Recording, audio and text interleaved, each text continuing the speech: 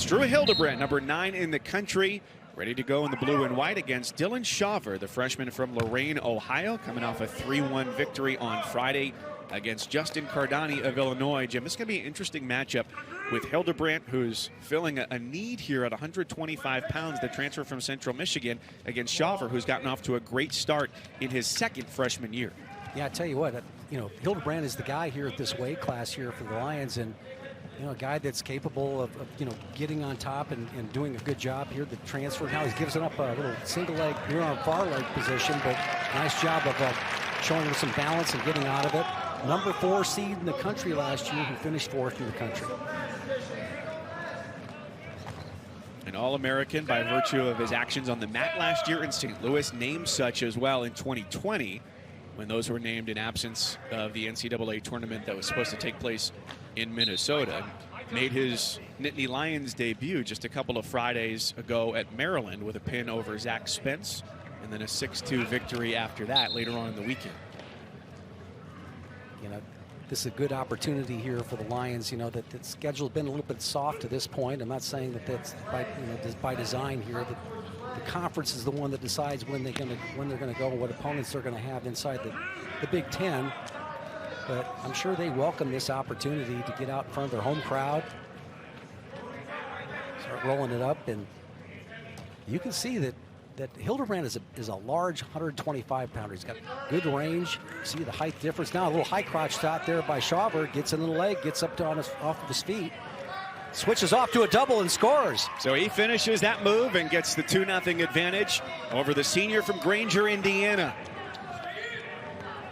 Good solid work there, Mike. That's enough. Take a look at the takedown there. That he was right in on the shot, kept his balance, switched off to that double. Good sequence here. Hildebrandt tough in the top position. So you just don't want to give up a reversal in this situation. You just want to go ahead and try to do a mat return if you can. Hildebrandt popping right back up and cuts his hands free and collects the escape. 2-1 in favor of the freshman from Lorain, Ohio, just west of Cleveland, where he wrestled at Elyria High School, finished 2nd, 3rd, and 4th in the state in 3 years. Generally, if we hear a guy is from Cleveland, you automatically assume from the Cleveland area. He went to St. Edward High School in Lakewood. Right. He stayed a little bit west in the suburbs. And so far, Hildebrandt has not been able to keep up with kind of the darting little motions that Shawver has had here. And that's what's able to get to that shot. Now we're in the front headlock position. See if he has any go-behind techniques. Shawver getting up to his feet. Rutgers freshman with 25 seconds to go in the opening period has been the aggressor against Hildebrandt, the All-American. Right back on a single leg shot, goes to the other side now. Good period so far. He wants to close this out in this tie-up. And when you show up at a place like this at Rec Hall, and your young guy goes out at 125 pounds, gets the first takedown, and ends up with a lead, you start building some confidence. I think that's what this trip is about for Scott Goodale and the Scarlet Knights. Go out there and get some confidence. They've had a lot of meets this year, 12-1 on the season. You see Scott's in his 15th year doing a great job. 25 guys from New Jersey in this lineup. They have made a commitment to their home state. And the program got even stronger as they added Anthony Ashnault to the coaching staff in his first season of 2019 NCAA champion. Yeah, good. Ooh. Quick call right there on the out of bounds. You got to be both athletes have to be all the way out to be able to make that call, but it didn't see if that was the case or not on the far side, but that's a good sequence there for Shawver to stay in the top position. Referee today is Angel Rivera. Jerron Quincy is his mat assistant.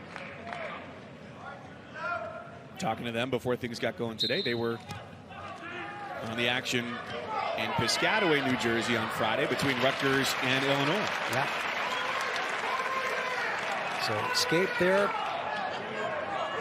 Let's see what if Hildebrandt has a shot. Big, wide, square stance. Doesn't look like he could be able to go ahead and penetrate without the quicker, kind of shorter in stature. Shawver can reading that shot from distance. You can see he's picking up his activity a little bit now. Shawver has fended off the attacks. The crowd doesn't love his retreat from the move by Hildebrandt. It's 1 takedown for Shawver and 2 escapes for Hildebrandt. A good sequence there by Shawver. He took the shot, but was able to get to the neutral position there, kind of fending off that head whip and not allowing the go behind of Hildebrandt. Inside a minute in the second, Hildebrandt, the senior, Shawver, the freshman, with Hildebrandt coming in a couple weekends ago here at 125, which before his entry into the lineup, the other wrestlers had worked to just a 2-6 mark. Yeah, you can see the crowd trying to get involved here with it, but Shawver's been the guy who's taken the committed shots. Now a little sweeping single, reshot there by Hildebrandt. Both guys getting after it. This is good action. In and out. I tell you what, if you're Scott Goodale, you're very pleased with the way this match is going here for his young guy out there in this situation. Hildebrandt, the All-American. Just take it right to him. Now a little slide by attempt. Oh, cut back through there with that left arm. Amazing. What a way to escape a possible 2-point move there from Hildebrandt and bring the second period to a close as they'll go to the third. 2-2. Tell you what, on that little slide by attempt there right at the end, perfect counter.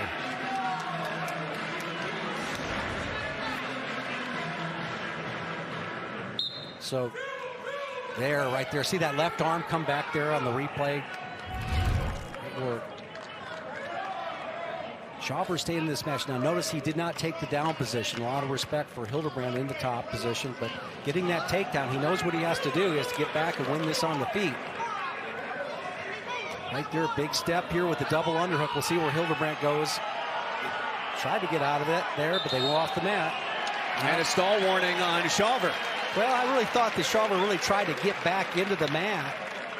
And I don't believe it was like a push. I thought it was continuous action right there by both guys. Now each wrestler with 1 stall warning here, a minute 25 in the third, and riding time not a factor right now, just 36 seconds accumulated for Shawver of Rutgers. And that's important as Shawver is able to get the takedown, grab the lead. Want to stay as top position, but we'll see if he can. He hasn't been able to commit to the leg shots. They've been there. And a little bit less committed on his penetration. Now a minute to go in the third. And this is funny part of the match there because it looks like Shawver is the one that's been lowering his level. And now you see the committed attempt there by Hildebrandt. He's able to go ahead and come back up. Now he's trapped the arm. He's got locked right there. Good job by Shawver. Look at the young guy battling here in Rec Hall. That's twice he's gotten out of a potential takedown from Hildebrandt to keep it even at 2. 30 seconds remaining. And that may have taken a little bit out of Hildebrandt. You see how he's slowed down his attacks a little bit. Now he's come right back at it. Step out there by Hildebrandt. The Nittany Lion crowd wants a call here, but it's just been great wrestling. Now a shot across the body. Can he finish it off in the final seconds of the third period to try and get a win in regulation? It's Shawver. He gets it.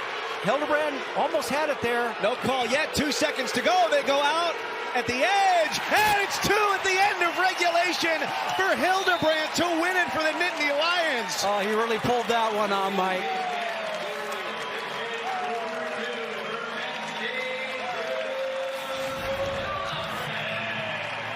Take a look at this replay. Jumps back in, right, as they get to the scramble right there. As he comes back around, that's where he was able to square up. But the sequence continues with a shot by Shawver that was warded off pretty well. And then a slide by right here. He jumps in and puts the far leg in. Gets the takedown. But now they're going to go ahead and review that. But from my look, it looks like they have a takedown there for Hildebrandt. But what a turn of events. To end the second period, Shawver gets out. He does it late in the third, and Hildebrandt, heading into that final sequence, looked a little bit more gassed than Shawver did. Yeah, that last scramble that he had took a little bit out of him, and then I would say Shawver got right back on the shot. Let's take a look at this, another look at the replay. See how he's back in the shot, gives it up right there, gives the slide by. Doesn't have the far ankle, so you can't call it there, but when he gets the leg in right there, that's clearly 2. Shouldn't take him long to make this call. I would imagine the only question would be syncing up the clock to make sure that everything looked right. And from the corner of my eye, looking up at the scoreboard, it looked like he was within a second of zeros on the clock to get it in within the time limit. Yeah, these guys, it's a quick glimpse and make the call and go. Here comes Angel Rivera.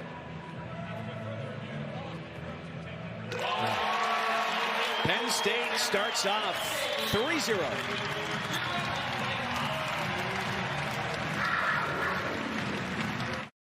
And we advance to 133 pounds now, where it's perfect Roman Bravo Young, #1 in the country, who is 8-0 this year, against Joseph Olivieri, ranked number 20 in the country, the freshman for Rutgers. Must-see TV for this guy here. Roman Bravo Young, the footwork, the quickness, we've seen it all throughout his career.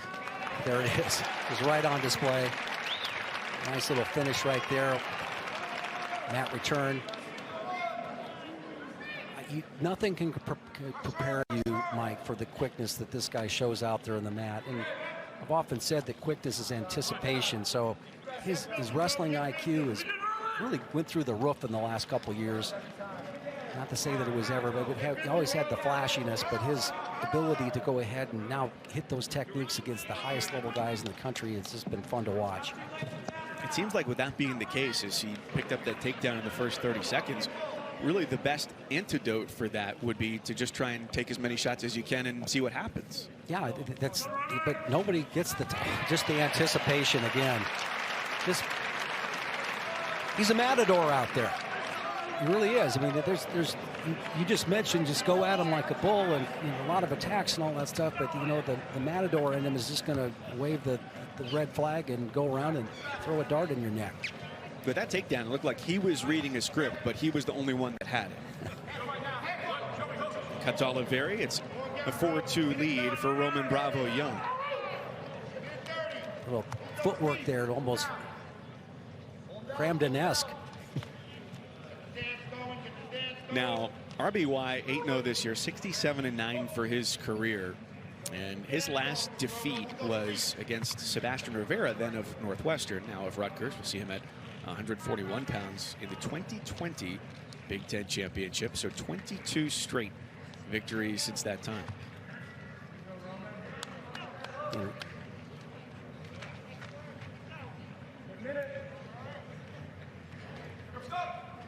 Look at a little duck under action right there. And see how he had that set up there. Beautiful action. He had his head on the opposite side and he was ducking right there, going off the elbow control. And as if he were magnetizing Olivieri to come toward him to finish off that takedown and gain the 6-2 edge.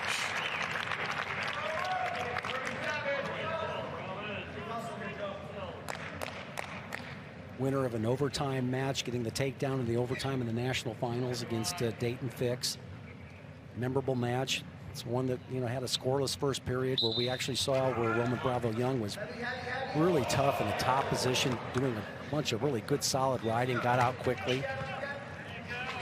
Gave up a stall warning that took it to overtime, but then able to go ahead and just counteraction that he had against Fix's shot right there to get the takedown in overtime was high level. Finished off last season a perfect 14-0.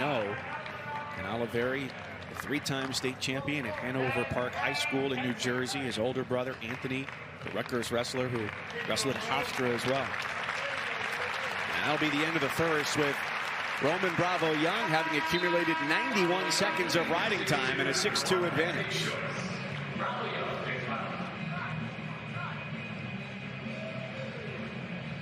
And this is your top 5, as you mentioned, the finalists from last year: Roman Bravo Young, Dayton Fix, and then Austin DeSanto, Michael McGee of Arizona State, Corbin Myers, Virginia Tech, and Iowa, Penn State, Michigan, 3 teams that at this point in the season are among those featured by many as potential national championship contenders.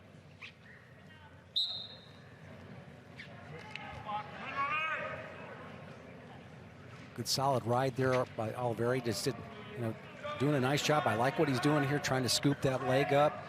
Notice how he's on the right-hand side, a little bit, able to stop the first move of RBY. Now he's got to the ankle and trying to limp that arm out, that shin whizzer, able to come back. Oh, comes right back into the attack. What was beautiful about that, Mike, was that, setting up a limp arm right there, as most guys do that. Limp arm was going to, Olivieri was trying to do that, but just let him go all the way through with the technique and then drove through with the leg that was planted right there back into a leg shot. Great anticipation. He always just fascinated. These are the types of guys that coaches across the country just love to watch and see what's happening here. Where's technique going? Because you got creative guys like this, Roman Bravo Young, that just bring it.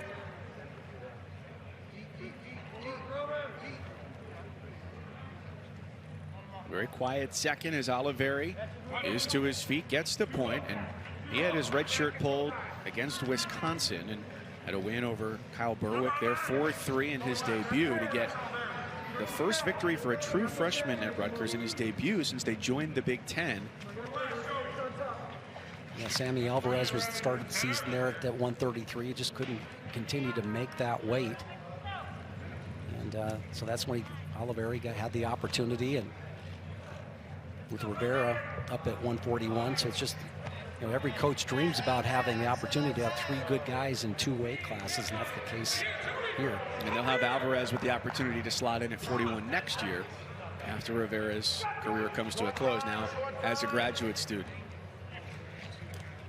And they're going to go to the third with an 8-3 lead for the #1 wrestler at 133 pounds, Roman Bravo Young. We'll see. Our Super Wildcard weekend starts with 6 games over 3 days, capped off with the first ever Monday night playoff game on ESPN, ABC, and ESPN+. The Cardinals, the Rams, 8 Eastern, 5 Pacific. A mega cast with Peyton and Eli on ESPN2 and ESPN+. Between the Lines on ESPN+, and our ESPN Deportes Spanish language edition as well. Cardinals and Rams tomorrow night, 8 Eastern. Roman Bravo Young on the attack. Right there, you saw he had you see his working 2 or 3 shots now, really trying to commit to. Was able to show the duck under off that elbow tie, but now he's just pushing it, just sliding it by and trying to get to the leg.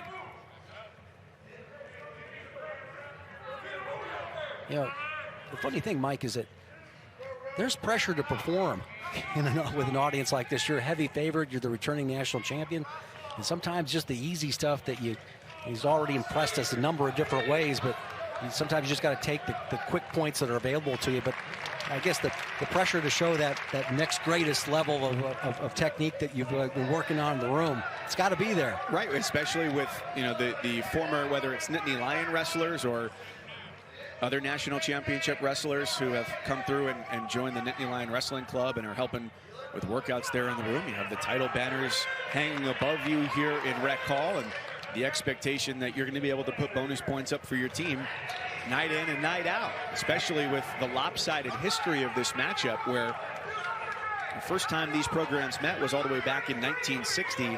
And since that first meeting, Penn State has won all 22 of the matchups against Rutgers. And that's why you got to tip your cap to Olivieri in this situation here, going against the national champion, 20th ranked guy out there. Not a lot of people giving him a lot of hope, but just battling in there, just not giving up the easy go-behinds. Now there's the Winn-Dixie technique that I like to use. And the difference right now with the riding time point locked in for Roman Bravo Young is 6. So, like Drew Hildebrandt preceding him, he's a winner by decision, and the Nittany Lions take a 6-0 lead after 2 weights. Tip of the cap there to Olivieri, though. Went out there and battled him, did what he could, walked away with some confidence. Mike Cousins, Jim Gibbons with you here at Rec Hall on the campus of Penn State. 141 pounds, first 2 belonging to the Nittany Lions, and we see a tremendous wrestler here in his final season now, Sebastian Rivera. Tell you what, Sebastian Rivera, 3rd-ranked wrestler in the country, finished 3rd last year. He just looks the part a little bit more at this weight class. Of course, we were all looking forward to the matchup between he and Nick Lee, and I understand that Nick's in the protocols, but Rivera's here, and he is a talent. You know, moving up to 141. He didn't. Nice job with the head whip right there, getting into the single leg shot as Rivera. You know, look for him to go ahead and put up a lot of points. Looking at his scores, Mike, I see a lot of 17-1, you know, that type of big scores where he's getting out there, working in the top position and getting back points. So always interested to see what the next level, and if you're not doing that unless you're really carrying the size. If you're light out there, I mean, from moving up a weight class, you're not quite at the weight class, you're not getting as many back points, but Rivera's off to a fast start. He really looks the part at this weight class. Well, the numbers speak for themselves for Rivera this year. He's 15-0, just got his 100th victory on Friday as the Scarlet Knights defeated Illinois. So he's the 18th Rutgers wrestler to do that. That's for his career, with 73 of those wins coming at Northwestern and the latter 27 with the Scarlet Knights. But 100% bonus, 8 tech falls, 3 majors, 2 pins, and a couple of forfeits for a team-high 51 points for the native of Toms River, New Jersey. Well, one of the more exciting matches he had last year was that we saw all year was in the Big Ten semifinals, where he had the match against Nick Lee. It was 8-6. Those guys were firing the whole match. It was a takedown in overtime by Lee, and then in the semifinals, Lee was able to get a 9-3 win against Rivera. Wrestled a fantastic tournament, Nick Lee did, but I'm sure he was anxious to go ahead and have this match. And the way Nick Lee operates, I'm sure he was anxious to get out there as well. Certainly a disappointment for the fans, perhaps not for the rest of the Scarlet Knights bench, to not have the #1 wrestler on the other side, with Lee at 8-0 this year. He didn't wrestle last Sunday as well, as the Nittany Lions opened with wins over Maryland and Indiana, winning those by a combined score of 75-11. Rivera building his riding time now up to 50 seconds with a 4-1 lead. A minute 15 in the first. He's working with that leg in right now. He's hooked the far elbow, and Meredith doing a nice job of just grabbing some hands right now, getting some hand control, and he's still staying with that power half. He's got fairly tight. He's trying to get his hips up on the top. He is able to do that. Now he's in a great position to drive. He does get 4 as Meredith, a former starter, 125 pounds for the Nittany Lions, gets onto his stomach. The lead 8-1 in favor of Rivera. He comes back up with the claw ride with that arm behind the back, and he's got the shoulders close to 45. He's getting the count. So this is what we're talking about here. This guy has gained some technique. I mean, I just don't remember him last year. I'm sure that was the case. He's always had this stuff, but being at the size to be able to do that is a big thing. And when you get against these tough guys that are out there, you not only got to stay in the top position, finish periods on top, but if you can collect back points like this, now he's got the bow and arrow locked up. See how he's got that ankle tied up? Let go of it. Just 10 seconds remaining in the period. Rivera up 12-1, collecting 8 points in a duo of moves here. In the final minute of the period, he builds up 2 minutes, 10 seconds of riding time. A dominant first 3 minutes for Rivera, who's one of a trio of really strong wrestlers on this roster, where, like the Nittany Lions, you get to the heavier weights. 84, 97 is where the Rutgers program is really strong.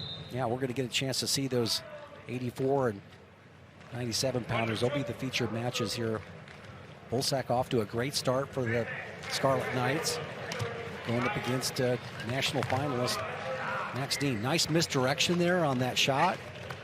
Made him think he was going one direction. Came out the swing single. 15-1 already. 2 minutes of riding time. So what did we say just a moment ago? 15-0, 100% bonus rate for the year, and Rivera is well on his way to that here. Oh, he's got that tight. That's just when you think he's going over and going to get pinned, Meredith jumps out of it there, but solid win performance. One of the best in the country. It took him all of 3 minutes and 36 seconds to pick up the win. The tech fall for Sebastian Rivera. Well, this is where things get really interesting for Penn State, because from 74 to heavyweight, they have nobody who's ranked worse than 4th in this lineup. Combined record of 36-0. And here at 174 pounds, that murderer's row begins with #1 Carter Starocci, defending NCAA champion, against the freshman Connor O'Neill. I think Starocci's been a guy that just got nothing but better. Look, see how he's just able to go ahead and he was all the way clasped with his hands, his fingers, didn't really have that leg in good position, and pulled that leg in, brought his lower body to the party right there, and just ended up scoring. You know, he just did nothing but get better.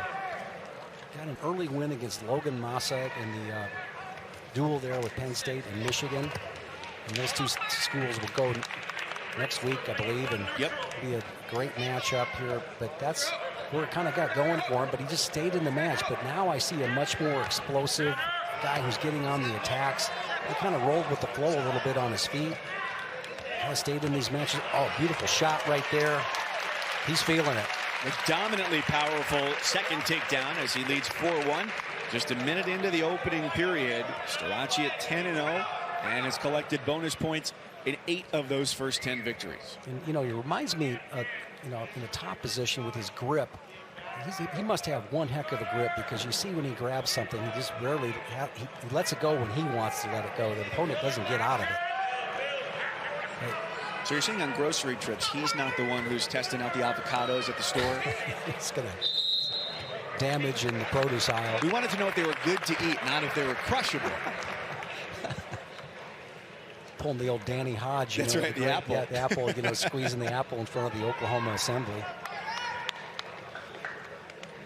You know, Danny Hodge never lost his ability to do that. He could always have that type of strength. Maybe there were double tendons in his his fingers. Talking about the longtime legend in the sport, person whose Hodge Trophy is named after for the outstanding wrestler. Touch and go there for Starocci. And one of the things that he did and all the Lions did after the Big Tens were the adjustments that the Penn State wrestlers were able to make in turning around 2 matches at 141 with Ironman and Nick Lee. That went the other way. And then, of course, the match with Michael Kemmer from Iowa. Pretty much, Starocci was pretty much dominated, maybe taken down as many as 3 times in that match, and came back with the overtime takedown. Surprised a lot of people, but then when you started watching this guy wrestle in the summertime, the international level, he just got nothing but better. Surge and a sprawl, there's 4. Starocci with 30 seconds in the first has a 10-2 lead, and now here the #1 wrestler in the country at 174 pounds. The opportunity for the Nittany Lions to get bonus points. It's the only time that's happened today has been for Sebastian Rivera, 141 pounds for Rutgers. And don't you see more of a chain wrestler? The guy's going from technique to technique to technique. Tougher in the top position. He's going to close out the first with more than 2 minutes of riding time and a 10-2 lead at least.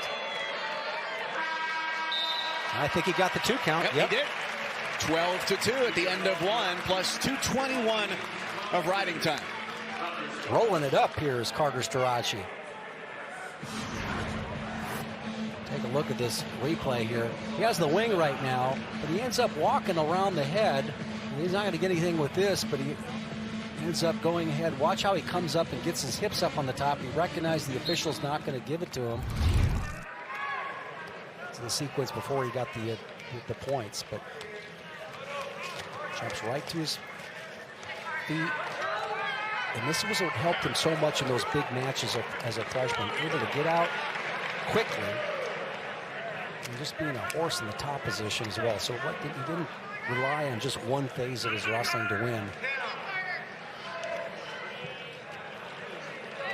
Yeah, I like the motion. You see how the in and out, dropping in on the shot, posting the hand, switching off to a double. He doesn't fade away. He mirrors where O'Neal was going, closes out that move for the takedown.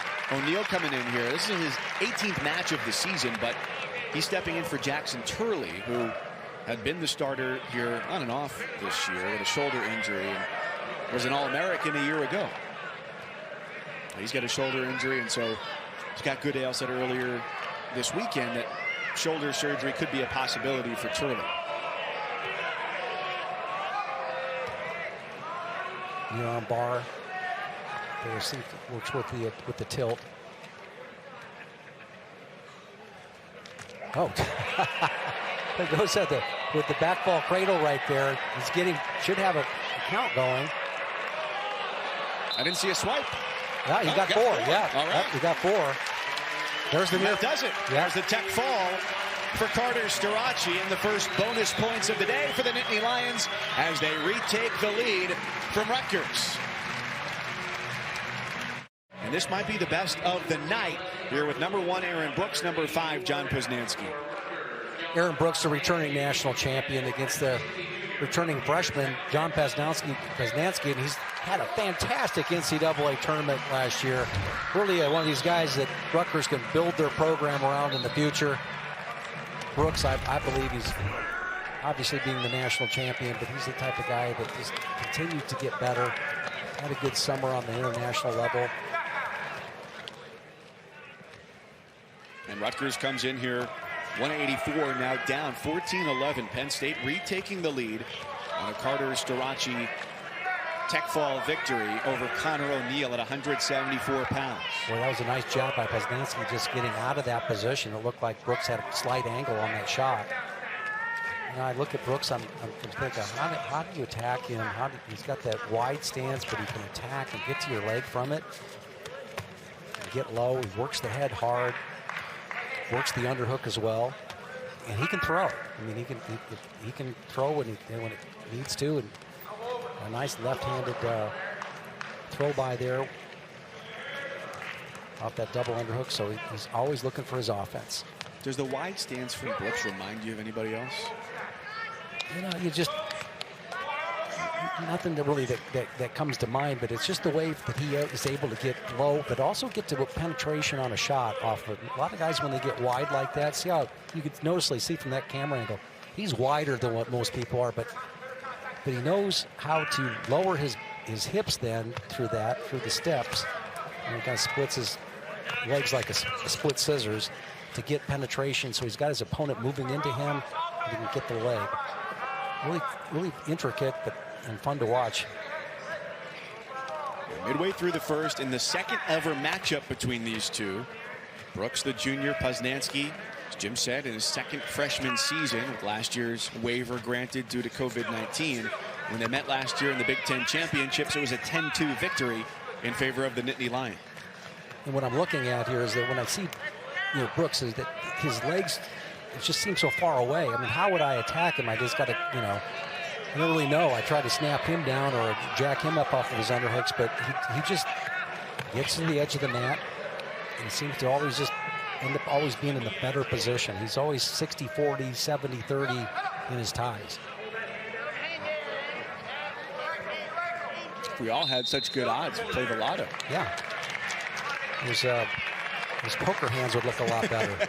Well, they put the odds on it down by, he's walking into most matches with a pair of kings. That explains for Brooks, though. You look at his results from this year in his career. His only match without bonus this year was a 3-2 win over Parker Kerkvliet of Northern Iowa. And he comes in 30 straight victories and a 37-1 mark. Just chased that underhook into a single leg, and then it's got him at the edge of the mat. He's got 15 seconds remaining in the first. And there's the 2. Just off the cradle, was able to show that cradle right there. And that's just, he worked really hard for that takedown. That's good work by Poznanski just to keep one takedown right there. But you can see there was just constant pressure. How do you, where do you set up your offense with that against him?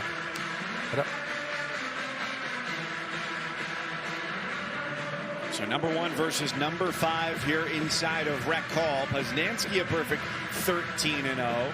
We mentioned Kerkvliet earlier. The Big Ten very strong at 184. And Trent Hidley in there for NC State as well, which has been for the last several years the champion of the ACC. Quick escape, and Brooks right back in on that shot.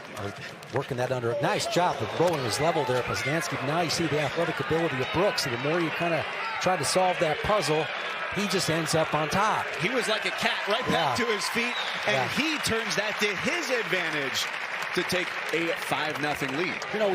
We honored Lee Kemp here just a little while ago on the MLK feature, but Lee Kemp was one of those guys that the more you wrestled him, the harder you went at him, the more he scored. I mean, so a lot of guys would just kind of tend to stay out there in front of him, and he would accept a lot of decisions, but he could do that.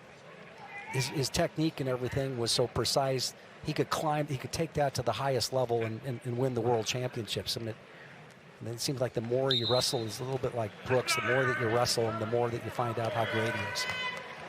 To the frustration of his opponents in a Big Ten that's very stacked here at 184 pounds as well. We saw the top 5, but outside of that, you've got Caleb Romero at Ohio State, Donnell Washington of Indiana also inside the top 10 per Intermet. You know, and if I'm coaching the freshman here, Poznanski, I'd say keep the activity up. You know, the only thing you can do at this point is that you want to try to get him in as many positions as you can.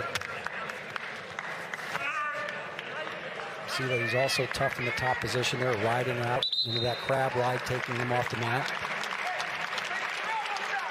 So you're saying from the Rutgers corner that you've got to just be a bit of a gambler and take the opportunities, whatever might be there. Yeah, just increase the pace of the match. And not enough guys do that, okay? You're down 5-0.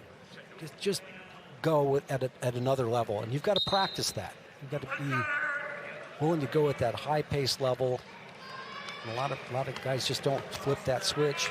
I mean, what difference does it make at this point, whether you get beat 10-5 or 5-1 or whatever? We just keep going. You might learn something by keeping that pace up. Because it's not as though these two won't see each other again. Exactly. Reaching back in. Brooks comes back to the leg. It's elbow deep around that. Able to. Now he's giving up the 5 count right now. You can see why the riding time has stopped. That's where the official grabs the opposite wrist. Let's look at that last takedown. Working off the underhook there. Poznanski just has it almost 90% there, but he flattens those hips, gets to that ankle, and see when he grabbed that knee right there, and he lifted it up and then sat him back down. The window of opportunity there is so small. It's like trying to fight against a trash compactor. No matter what you do and no matter how much effort you put into it, you're not going to win against when you're a man versus a machine. He digging that underhook hard, and what I like, I see, you know, with the national champion here, he just keeps on working his techniques. Again, right back at it and runs right back to that ankle. See how most people would get focused on, hey, I just gave up a duck under. He's already thinking with the other arm, I'm going to get to the angle. Got to the far ankle there. No points yet.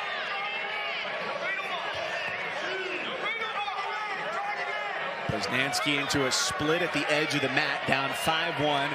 Riding time 1:44 in favor of Brooks as well. So his lead now grows to 7-1 with a riding time point 8-1. And in that sequence there, he went elbow deep on that bottom leg, and that kept Poznanski from that, squaring up and getting into a better position. You go back and look at that, an elbow deep on that bottom leg made all the difference in the world. Just concentration on just the important things in his technique. A lot of guys will try to run up there to the head and get a crossface or whatever. What did he do? He dropped his elbow right on the mat and collected that knee in that scramble, and it really worked for him. Well, 2 matches to go as well. It's a crucial sequence here with the lead right now with the riding time point 7 for Brooks. Is now on the escape. That gets diminished by 1 with 33 seconds to go. And Poznanski stayed in there. He's presented himself. He's taken his shots. Now you got that shot right now, shelving it and just running towards it.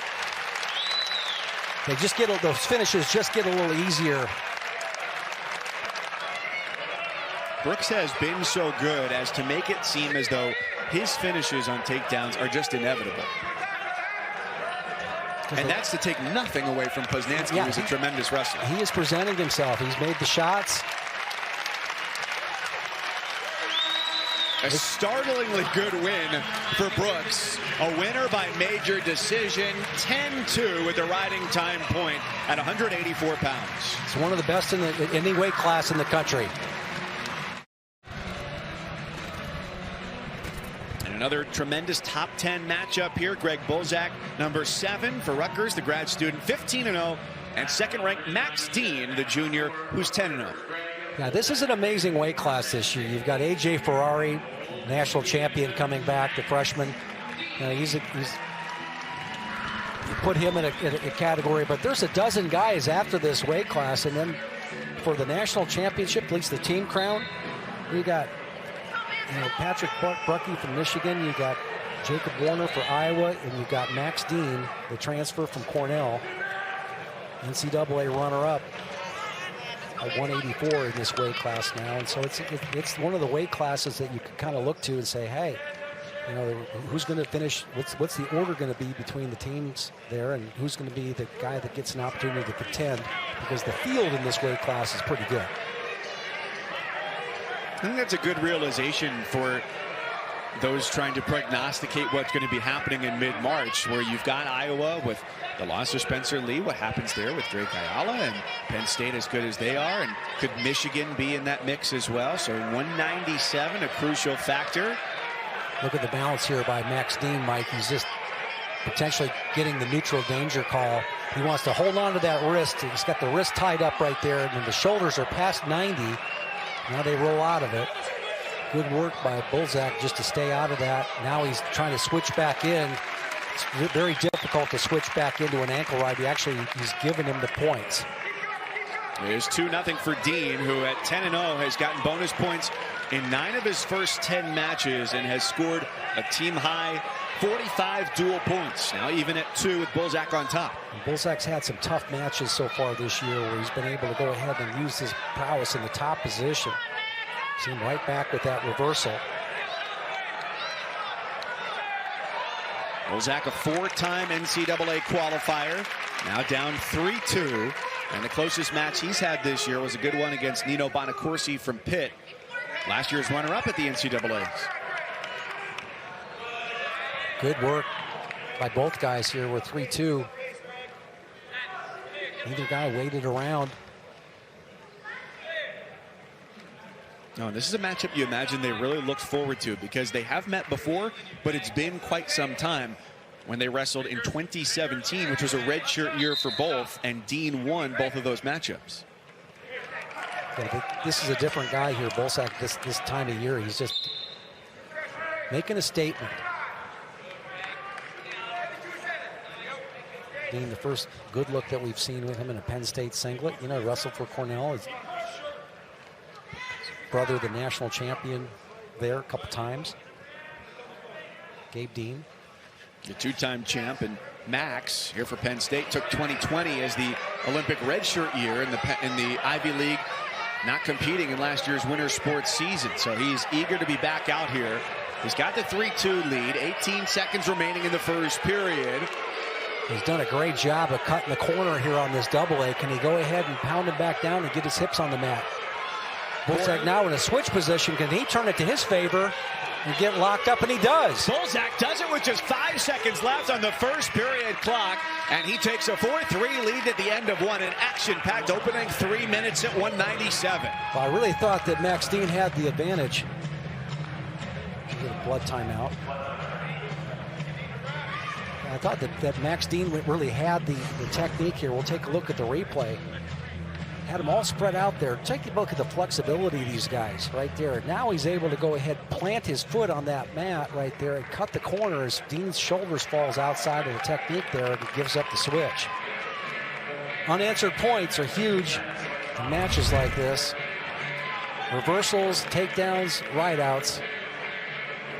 And this is coming down to the wire here, team score-wise. It's an 18-11 lead for Penn State. But at the break, it was an 11-9 Rutgers lead. Like what they're coaching in here. There's his hand fighting down there. Bulsak is that Bulsak is looking right now. He's got to make his turn. He's got a locked hands call. There's a locked hands call by the outside official, Jerron Quincy. So Bulsak will go out to a 5-3 lead. Now they're going to fix the riding time. So now with another escape, if he gets out here, jump out to a 3-point lead. So what a turnaround in about 30 seconds of wrestling. So on that locked hands call, that erases 4 seconds of riding time that had been advantage Dean. He's got to switch. Boy, I tell you what, that's postcard. Every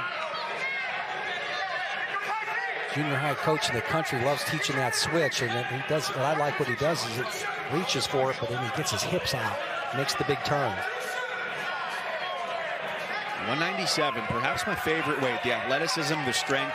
Here we've seen the agility as well as we've seen a pistol squat held earlier by Dean. The splits from Bulsak. And Bulsak jumps back in on the leg off of that technique. Now he's going to be able to come up. Yes, now he's potentially dangerous call. That's a good call. I don't want anybody hurt this time of year. Just the third Big Ten match of the season for Penn State. Big Ten duel of the season for Penn State, and the 4th for Rutgers. Take a look at that sequence here by both guys rolling through. Dean is getting to the legs, but he's getting the corner cut and he's getting out scrambled. As you mentioned earlier, these two teams are going to be heading to Michigan next weekend. They'll be flip-flopping in Ann Arbor and East Lansing, taking on Michigan State and Michigan. Once again, a counter shot there by Dean. He's in on the leg. He gets his ankles tied up a little bit. And he collapsed that hip down, scoops the bottom leg. This is difficult to get out of here for Bulsak.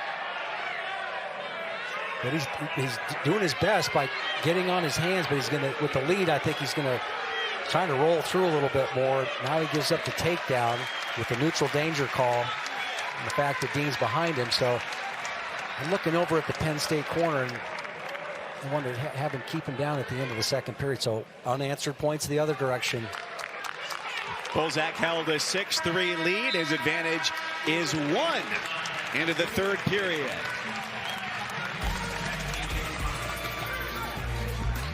It's the 11th annual We Back Pat Week, and it continues tomorrow. Number 10, UConn, shorthanded this time of year. They take on Oregon. The game tips 5 Eastern, 2 Pacific, ESPN2 in the app. Well, here we are, Mike, all tied up 6-6. Riding time at 14 seconds in favor of Max Dean. You know, at this stage, there's no secrets. Max Dean wants to get in on the right leg. Bulsak is pretty good at cutting the counter and switching and countering here. Who's going to be able to mix it up? Now he gets to a leg one more time. Stall warning on Greg Bulsak. Look at that scrambling ability there. This time is a little bit better position here for Dean. Can he go ahead and bump him onto his hips? He gets the far ankle locked up. He should be able to do that. Most guys go down here. Trying to secure the 2, nothing yet. He's going to try to tuck his head up underneath that ankle. Can he get there? Nothing yet. Boy, he's really exerting a lot of energy. There's the 2. Scooping the leg. 8-6. Dean of Penn State in the lead in the final minute of the third. Both guys going hard here. Bulsak trying to cover the hands, come up to the feet, make the turn, but he waited too long and Dean's back in on an ankle. He's getting the 5 count against him. He's going to get called for stalling, but he'll take that call just to get another opportunity to go back down. Right there, here's the far ankle. He's going to knock him down. He does, but he hooks the ankle. I think the argument here from the Rutgers corner now is that that should have been a point for stalling rather than a stall warning. Yeah, both sets of coaches are out there on the mat. The officials do not agree with Scott Goodale and Donnie Pritzloff, so off they go. 25 seconds left with Dean on top and a 2-point lead.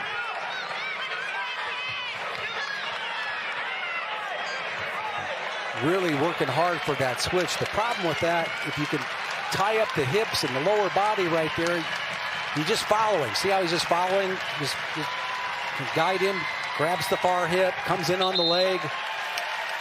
Everywhere that Bulsak went in that sequence, Dean followed like an unwelcome shadow, and he is 3.5 seconds away from a victory. Yeah, Bulsak was just one explosive move away from getting that escape, maybe getting back into this match, but Max Dean's proved to be the better guy, the better wrestler on the feet to take home a big win. Impressive scrambles by both guys. And impressive leg attacks by Max Dean.